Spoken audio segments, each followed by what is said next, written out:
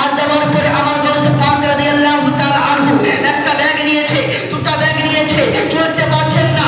ওই ব্যক্তি বলছে শুনো শুনো, তুমি তো একটা ব্যাগ নিয়ে যেতে পারছো না, আমাকে দাও। তো বলছে শুনো, আজকে আমার সঙ্গে তোমার কথা হয়েছে, দুইটি ব্যাগ নিয়ে যাবো আর ব্যাগের পরিবর্তে 6 দিনার দেবে, কিন্তু একটা ব্যাগ যে আমার তুমি দিবে, এটা আমার জন্য গাউসে পাক হারাম হয়ে যাবে।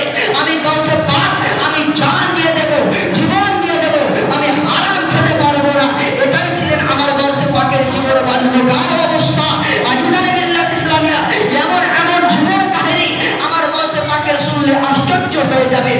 আমার গাউসে পাক রাদিয়াল্লাহু তাআলা আনহু, আপনার ওনার কারামাত, আমার গাউসে পাক যখন আপনার ওনার কাছে একজন ব্যক্তি, মহিলা ব্যক্তি ওনার গাউসে আজমের কাছে আসলেন, বলছেন হুজুর আমার এই সন্তানটিকে আপনার দরবারে কবুল করে আর ইবাদত বান্দগিতে মশগুল করেন। ওই সময়তে আমার গাউসে পাক রাদিয়াল্লাহু তাআলা আনহু ওই ব্যক্তিকে নিলেন, আর নেওয়ার পরে আমার গাউসে পাক রাদিয়াল্লাহু তাআলা আনহু একদিন যেন আমার গাউসে পাক আপনার যেন মুরগার গোশত দিয়ে আপনার রুটি খাচ্ছেন, আর এমন অবস্থাতে ওই ব্যক্তির মা চলে এসেছে, বলছে হে গাউসে পাক, তুমি তো বলছো আমার সন্তানকে ভালোবাসো, মহব্বত করো, কিন্তু আজকে তো দেখতে পাচ্ছি তুমি মহব্বত করো না, আজকে তুমি গোশত দিয়ে ভাত খাচ্ছ, গোশত দিয়ে রুটি খাচ্ছ, কিন্তু আমার সন্তানকে তুমি খেতে দিচ্ছ না।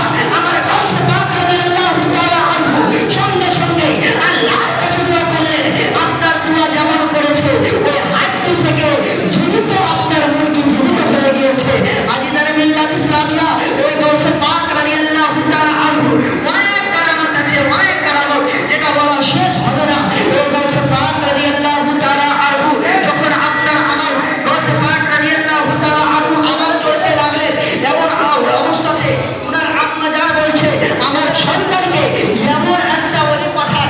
আমার গাউসে পাক বলছে শুনো, আজকে তোমার সন্তান কষ্ট করবে, একদিন আমাদের মতো হবে, তখন যা বলবে আল্লাহ তার দোয়াকে কবুল করে নেবে। তো আজিজানে মিল্লাত ইসলামিয়া, আমার গাউসে